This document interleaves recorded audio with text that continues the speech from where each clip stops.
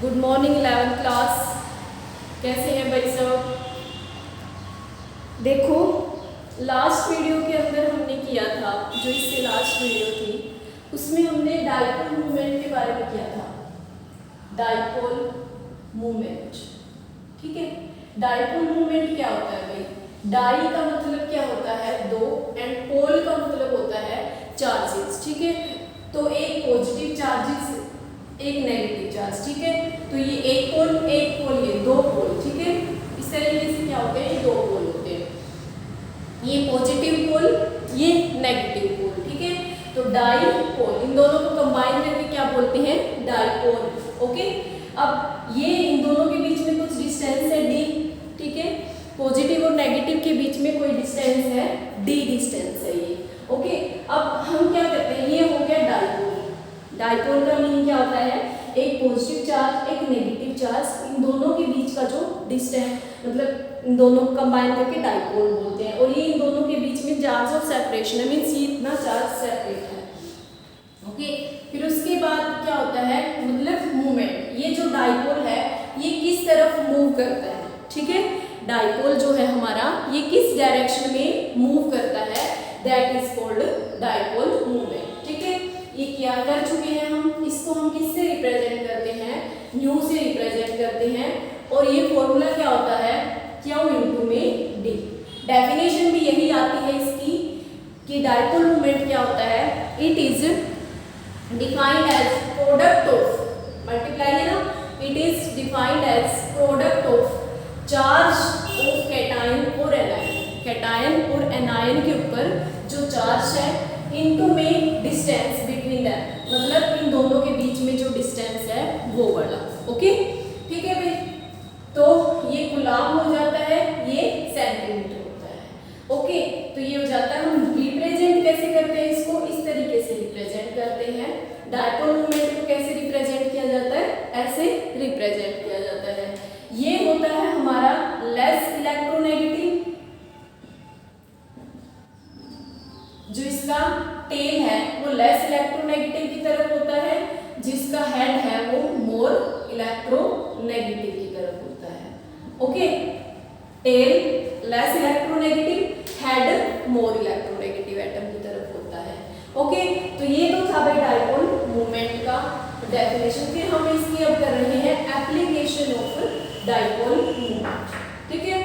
फिर हमने कुछ के निकाले थे, जैसे कि NH3 का निकाला था हमने, कि कोई भी मॉलिक्यूल है, किसी का भी अगर हमें डाइपोल मूवमेंट बताना हो क्या होता है तो कैसे निकालते हैं। अभी बताया था हमने डाइपोल मूवमेंट को हम किस तरीके से रिप्रेजेंट करते हैं? एरो से, ठीक है। जो एरो का हेड होता है वो कहाँ होता है?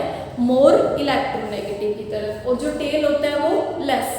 तो हाइड्रोजन और नाइट्रोजन में से लेस इलेक्ट्रोनेगेटिव ये है, ठीक है।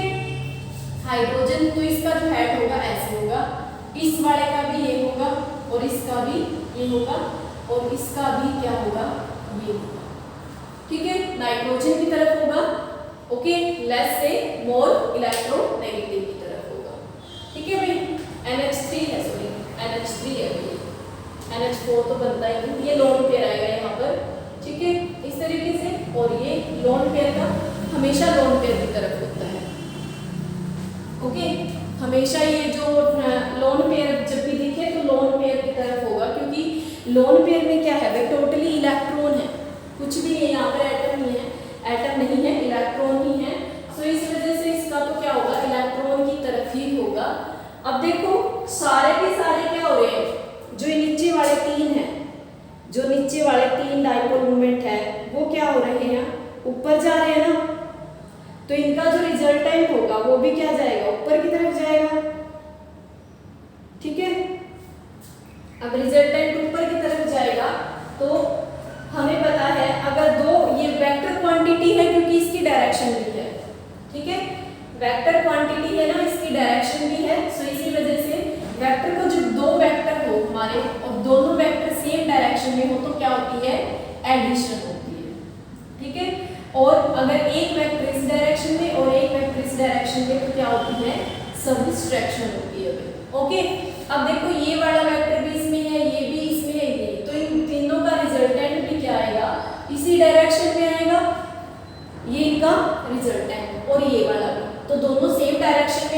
ओवरऑल क्या हो जाएगा, एडिशन होके आएगा ये, ठीक है। तो इसका कुछ ना कुछ डाइपोल मोमेंट होता है, तो इसी वजह से इसका क्या आता है, does not equal to 0। Value याद नहीं करनी है भाई कि वैल्यू याद करने लग जाओ कि इतनी जहाँ डाइपोल मोमेंट है इसकी वैल्यू इतनी होगी, वैल्यू याद नहीं करनी है, ओके। हमें सिर्फ ये याद करना है कि 0 होगा या नहीं होगा, ओके। अब BF3 का क्या था, हमने BF3 ऐसे।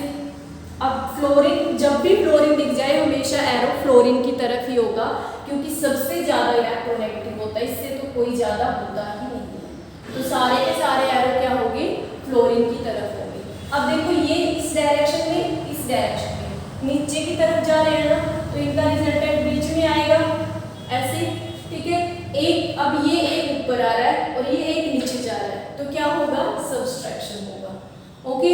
अब ये 2 का रिजल्टेंट है और यहाँ पर 1 है, तो जो डाइपोल मोमेंट है वो क्या हो जाएगा, 0 हो जाएगा, ठीक है भाई। इस तरीके से ये एग्जांपल हम कर चुके हैं सारे के सारे। किसी का भी डाइपोल मोमेंट पूछ ले तुमसे, जैसे कार्बन डाइऑक्साइड का पूछ ले, किसी का भी कोई भी मॉलिक्यूल है उसका तुम्हें सिर्फ स्ट्रक्चर पता होनी चाहिए कि उसको लिखते कैसे हैं, उसको बनाते कैसे हैं। पहले तो फॉर्मूला पता होना चाहिए, फॉर्मूला पता होने के बाद क्या करना है, उसका देखना है कि उसकी स्ट्रक्चर क्या है। स्ट्रक्चर बनाकर सिर्फ हमें ये देखना है उन दोनों में से कौन सा ज़्यादा इलेक्ट्रोनेगेटिव है और कौन सा कम इलेक्ट्रोनेगेटिव है, ठीक है। तो जो एरो है वो लेस से मोर की तरफ कर देना, और फिर उसके बाद एडिशन और सब्सट्रैक्शन देखनी है। अगर एडिशन हो रही है तो dipole moment does not equal to 0, अगर कैंसिल आउट कर रहे हैं अपोजिट डायरेक्शन में है तो वो डाइपोल मोमेंट, जैसे अब यहाँ पर देखो ऑक्सीजन, कार्बन और ऑक्सीजन में से ऑक्सीजन ज़्यादा इलेक्ट्रोनेगेटिव है तो ये यहाँ पर होगा, इसमें से ये ज़्यादा इलेक्ट्रोनेगेटिव है तो ये यहाँ पर होगा, ठीक है। अब देखो इतना ही इस डायरेक्शन में जा रहा है, इतना ही है बोथ इस डायरेक्शन में, तो इसी वजह से इसका डाइपोल मोमेंट क्या होगा, 0, ओके भाई, ठीक है।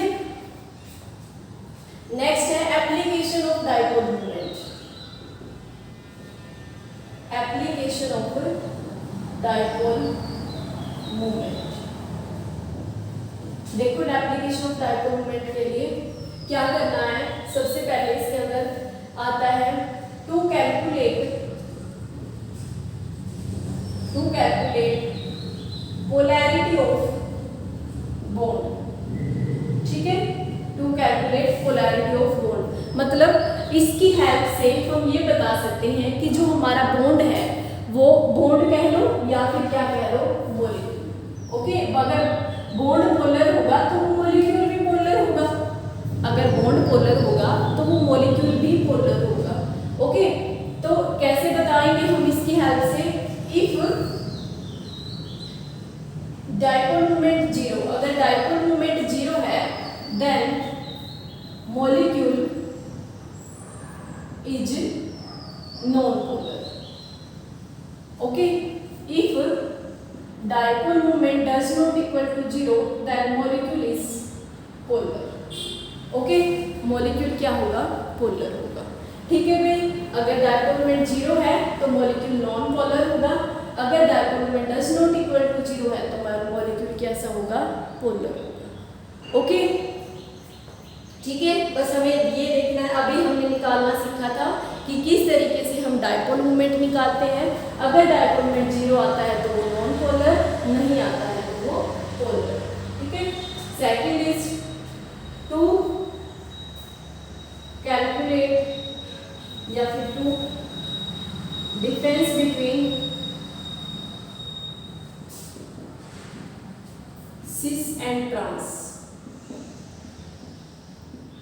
सिस और ट्रांस के बीच में डिफरेंस।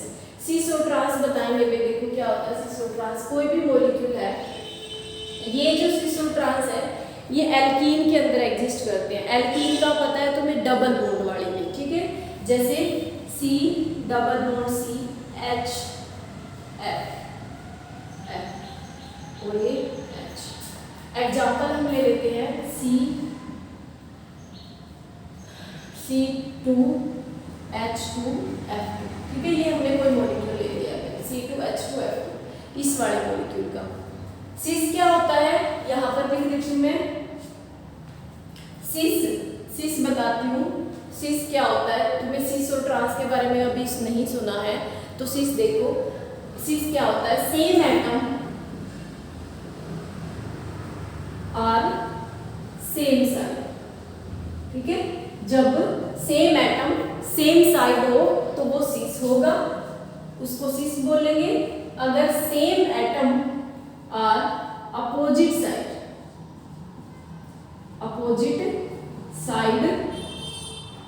ये दिख रहा है या नहीं दिख रहा है, एक मिनट, दिख रहा है अभी तो, अपोजिट साइड। ठीक है, यहाँ पर opposite same side of double bond carbon. ठीक है, ट्रांस क्या होगा, same atom are opposite side of double bond atom. ठीक है भाई, ये पोलर नॉन पोलर वाला तो कर चुकी हो तुम, तो मैं यहाँ पर बना देती हूँ। कैसे, देखो अब यहाँ पर है सेम एटम, क्या कहा है, इस तरीके से बनाते, दोनों बना देते हैं, सी एफ एफ और ये H, C F F H H. ठीक है, ऐसे है। ओके, अब यहाँ पर देखो भाई क्या कहा है मैंने, अगर सेम एटम सेम साइड हो तो, सेम एटम कहाँ हो, सेम साइड। ये देखो फ्लोरीन और फ्लोरीन यहाँ तो अपोजिट साइड में है, यहाँ पर है सेम साइड में, सेम एटम सेम साइड है, इस वाले साइड में है, तो ये क्या है, सिस है। सेम एटम और अपोजिट साइड, अगर दो सेम एटम क्या हो, अपोजिट साइड, देखो फ्लोरीन अपोजिट में है एक दूसरे के, हाइड्रोजन भी अपोजिट में है, तो ये कौन सा है, ट्रांस है। ठीक है, अब इसमें लिखोगे in cis and trans dipole moment of trans are always zero. ठीक है, डाइपोल मोमेंट जो है सिस और ट्रांस का वो क्या होगा, सॉरी ट्रांस का क्या होगा, जीरो होगा। ठीक है, हेंस, और यहाँ पर देख भी सकते हो, चेक करो एक बार, फ्लोरीन है तो फ्लोरीन की तरफ होगा ये, और ये भी यहाँ पर फ्लोरीन की तरफ होगा। कार्बन और हाइड्रोजन में से hydrogen is,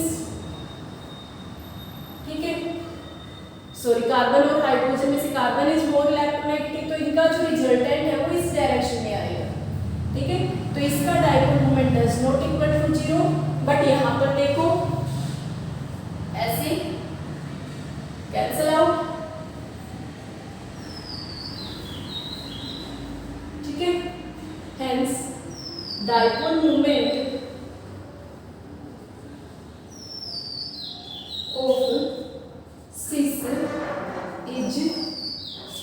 always greater than trans.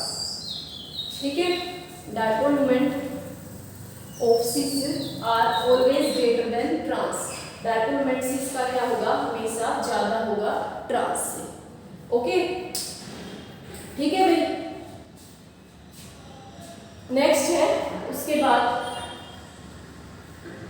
Next क्या है हमारे पास यहाँ पर, सिस और ट्रांस वाला हो गया है। सिस, बस ये ध्यान रखना, सिस क्या होता है, ट्रांस क्या होता है।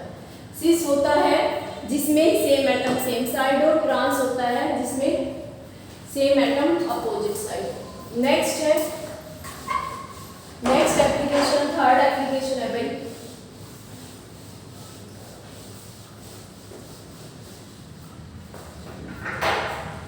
थर्ड, टू डिफरेंस बिटवीन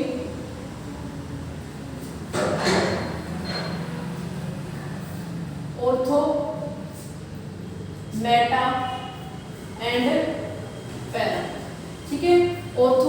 और पैरा के बीच में डिफरेंस। अब ऑर्थो मेटा पैरा और देखो क्या होता है। बेंजीन रिंग है इस तरीके से, बेंजीन रिंग सुना हुआ है, बेंजीन रिंग क्या होती है, ऐसे 6 मेंबर्ड रिंग होती है। बेंजीन रिंग क्या होती है, 6 मेंबर्ड रिंग होती है। उसमें ऐसे होता है एक छोड़कर एक पोजीशन पर डबल बॉन्ड, ठीक है, एक छोड़कर एक पोजीशन के ऊपर डबल बॉन्ड,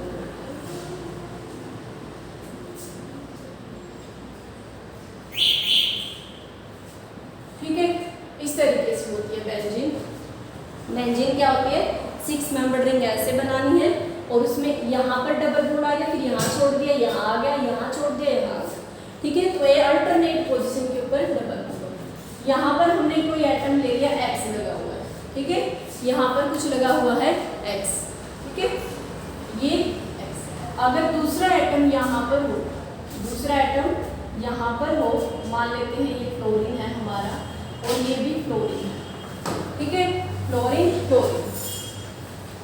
यहाँ पर फ्लोरीन, उसके बाद यहाँ पर होता है, यहाँ पर फ्लोरीन और यहाँ पर फ्लोरीन, ठीक है भाई। अब यहाँ देखो ये होता है ऑर्थो, ये होता है मेटा और ये होता है पैरा, ठीक है।